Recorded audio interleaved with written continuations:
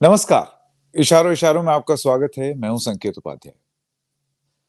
भारत का जो पासपोर्ट है, जिस पर भारत गणराज्य या रिपब्लिक ऑफ इंडिया लिखा रहता है, जिसे हम लोग विदेश जाते हैं, वो बड़ा गौरवान्वित महसूस करने वाला एक दस्तावेज होता है।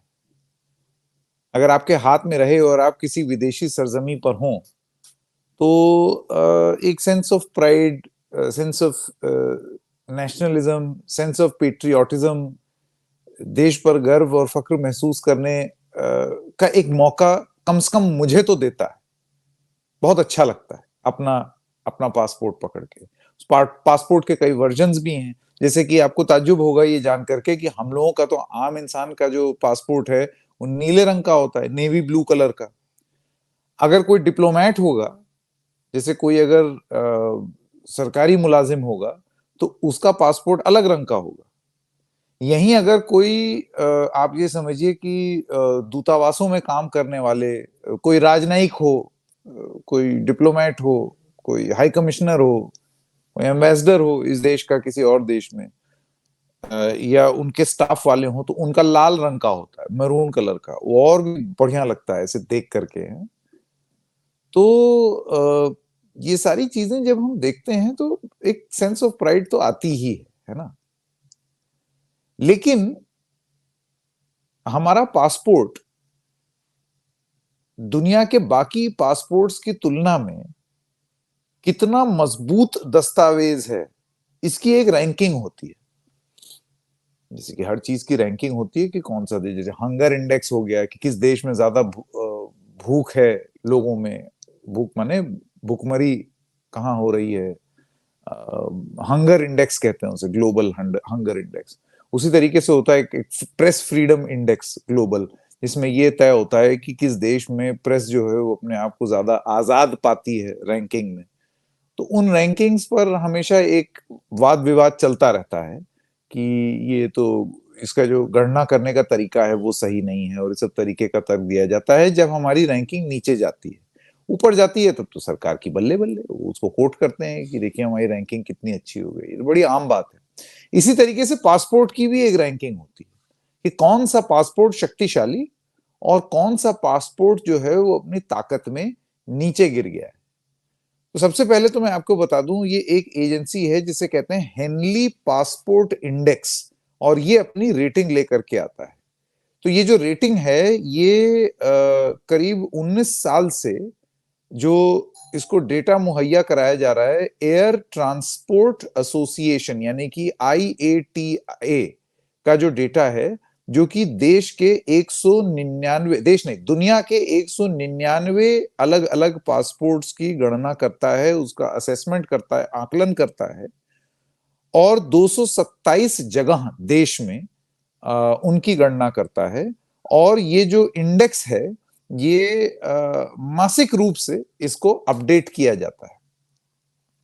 तो हेनली पासपोर्ट इंडेक्स जो है वो काफी समय से, जैसे मैंने आपको बताया, 19 साल से हो रहा है। तो 2006 में उसके हिसाब से लोग जो हैं वो वीजा फ्री 58 देशों में, यानी कि वीजा लगाए बिना, आप जैसे किसी देश में जाते हैं ना, तो उनके आप जाएंगे, जैसे अमेरिका जाना है, लंबा चौड़ा डॉक्यूमेंट साइन करना पड़ेगा, इंटरव्यू होगा, तब जाके वीजा लगेगा। बहुत सारे ऐसे देश होते हैं जहां वीजा ही नहीं लगता, आप ऐसे ही जा सकते हैं।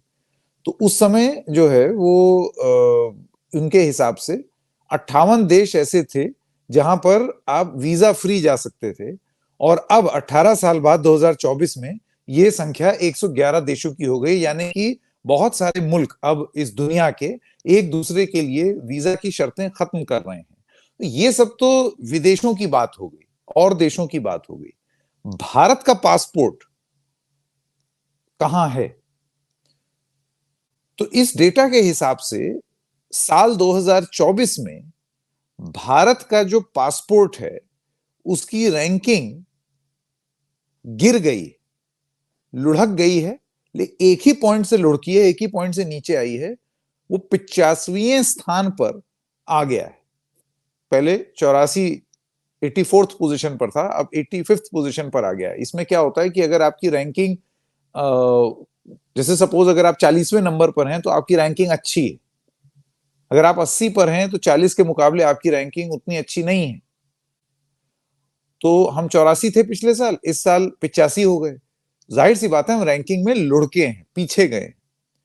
अब ये बहुत हैरान कर देने वाली बात इसलिए है क्योंकि एक आम तौर से एक बात मानी जा रही थी, चाहे सरकार हो चाहे विपक्ष हो, कोई भी हो, एक बात ये मानी जा रही थी कि हमारा पासपोर्ट जो है वो कमजोर तो नहीं हुआ है। और इसकी गणना करने का एक तरीका ये होता है कि कितने मुल्क हैं जो आपको आपके पासपोर्ट को ये समझते हैं कि आप हमारे देश में आ जाइए और आपको वीजा देने की जरूरत नहीं। ये एक उसकी एक शर्त होती है आपकी रैंकिंग में। तो अगर उस हिसाब से देखा जाए तो भारत के पासपोर्ट को वीजा फ्री एक्सेस ये एक्चुअली पिछले कुछ सालों में और खास तौर से पिछले साल में 2023 और 2024 के बीच में वो बढ़ा है। 2023 में जहां 60 देश में भारत का पासपोर्ट लेकर के बिना वीजा आप जा सकते थे, वो 2024 में बढ़ करके 62 हो गया, यानी कि दो और देश उसमें जुड़ गए हैं 2024 में, जो ये कहते हैं कि अगर आप इंडियन पासपोर्ट होल्डर हैं तो आप हमारे यहां आ जाइए, आपको वीजा लगाने की जरूरत नहीं है। तो फिर कैसे हम लोग रैंकिंग में गिर गए, ये एक बहुत बड़ा सवाल है जो कि पूछा जा रहा है।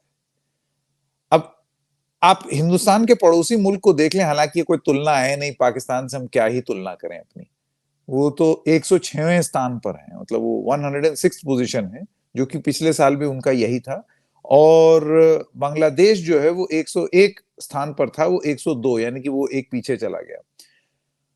रोचक है कि मालदीव, जिससे अभी हाल फिलहाल आप जानते ही हैं एक थोड़ा सा तनाव का माहौल भारत और मालदीव के बीच में हुआ है, वो 58th पोजीशन पर है। और वहां के जो पासपोर्ट होल्डर हैं, जैसे अगर मालदीव का कोई आदमी है और उसके पास पासपोर्ट है, तो 96 देश में मालदीव का आदमी अपने पासपोर्ट को लेकर के जा सकता है बिना वीजा के। हम लोगों के देश के पासपोर्ट में हम 62 देशों में जा सकते हैं। आप देख रहे हैं, ये एक डिफरेंस है। तो अब उन्होंने किस तरीके से ये इस गणना पर आए, ये तो वही बताएं, क्योंकि उन्हीं को ज्यादा पता होगा कि वो कैसे गणना करते हैं। हालांकि उसका तरीका यही होता है कि देश आपके पासपोर्ट को कितना ओपन है, कितना वीजा लगाने की रिक्वायरमेंट नहीं है, ये एक वजह रहती है। तो इसको लेकर के थोड़ा सा अचंभित जरूर हुए हैं लोग। फ्रांस जो है उसका पासपोर्ट सबसे शक्तिशाली बताया जाता है। उसका कारण ये होता है, जैसे कि मैंने आपको बताया, तमाम शर्तें होती हैं उसमें, तो उस हिसाब से वो चलता है। अब मैं हेनली पासपोर्ट इंडेक्स जो है, मैं उनकी वेबसाइट पर जा रहा हूं और जानने की कोशिश कर रहा हूं कि वो पासपोर्ट जो है वो अलग अलग, जैसे कि ये देखिए, ये अगर आप पासपोर्ट देखेंगे तो ये एक पासपोर्ट इंडेक्स होता है। जैसे कि आप देख सकते हैं यहाँ पर सारे पासपोर्ट बने हुए हैं इसमें, और इसमें ये बताता है कि आपका पासपोर्ट, तो अपने पासपोर्ट पर आप क्लिक कीजिए अपने देश के, तो उसमें आपको खट्ट से रैंकिंग बता देगा कि आप कौन से रैंक पर हैं, आपकी ग्लोबल रैंक क्या है आपके मुल्क की। तो ये सारी चीजें हैं इस वेबसाइट पर, आप भी जाइएगा passportindex.org, एक बार ऐसे ही देखने के लिए, थोड़ा सा इंक्विजिटिव माइंड रखिए, एक बार जा करके देखिए और इसमें शर्तों को भी जरूर पढ़िएगा। लेकिन मोटी मोटी बात यहाँ पर कहने की ये है कि बहुत सारे लोग सरप्राइज्ड हैं हिंदुस्तान में भी। और शायद इसका तर्क जो एक समझ में आ रहा है बहुत सारे आर्टिकल्स पढ़ने के बाद, और कुछ एक आधा लोगों से इस बीच बात भी हुई, उसके बाद ये समझ में आया कि हम लोगों को और देशों ने पासपोर्ट पर वीजा लगाए बिना जाने की इजाजत दी तो है, दो बढ़े भी हैं, लेकिन हो सकता है कि और देश जो हैं उनको और भी ज्यादा देशों ने एक्सेप्टेंस दी हो। होता ही है ना कि जैसे देखिए, ये सिंपल लॉजिक अगर मैं समझाऊं, मेरे पास 10 रुपए हैं, मेरे वो 10 रुपए में किसी ने मुझे 2 रुपए दिए तो मेरे पास 12 रुपए हो गए, मेरे पास रुपए बढ़े। लेकिन हो सकता है कि किसी के पास 9 रुपए थे और उसको किसी ने 3 रुपए दे दिए, ठीक है, तो वो भी 12 पर पहुंच गया। आप समझ रहे हैं, यानी कि वो ज्यादा देशों ने, अगर आप इस तुलना के हिसाब से देखें तो हो सकता है ज्यादा देशों ने किसी और मुल्क को अग्री कर दिया हो। ये सब तमाम चीजें जो हैं वो सामने आते हैं। या फिर कोई 9 पर था उसको 5 देशों ने एकदम से अगर इजाजत दे दी, तो अब आप सोचिए वो कितने आगे चला गया। तो रैंकिंग इस तरीके से बहुत सारे फैक्टर्स होते हैं जिसके हिसाब से कैलकुलेट होती है। अब ये जो हेनली पासपोर्ट है उसकी वेबसाइट पर आपको दिखेगा, जैसे कि आप ये देख सकते हैं, फ्रांस सबसे ऊपर, फर्स्ट पोजीशन पे दरअसल बहुत सारे देश हैं इसके हिसाब से। जर्मनी भी है, इटली भी है, जापान भी है, सिंगापुर भी है, स्पेन भी है। दूसरे नंबर पर फिनलैंड है, नेदरलैंड्स है, साउथ कोरिया, स्वीडन, तीसरे नंबर पर Austria, Denmark, Ireland, Luxembourg, United kingdom. फिर बेल्जियम, नॉर्वे, पुर्तगाल, ये सब चौथे पे। पांचवे पे ऑस्ट्रेलिया, ग्रीस, माल्टा, न्यूजीलैंड, स्विट्जरलैंड, कनाडा जो है वो छठे नंबर पर है, कनाडा, चेचिया, पोलैंड, यूनाइटेड स्टेट्स। ठीक है, तो ऐसे ही मतलब बहुत सारे मुल्क जो हैं वो जॉइंट पोजीशन शेयर कर रहे हैं। मैं इस लिस्ट में लगातार देख रहा हूं।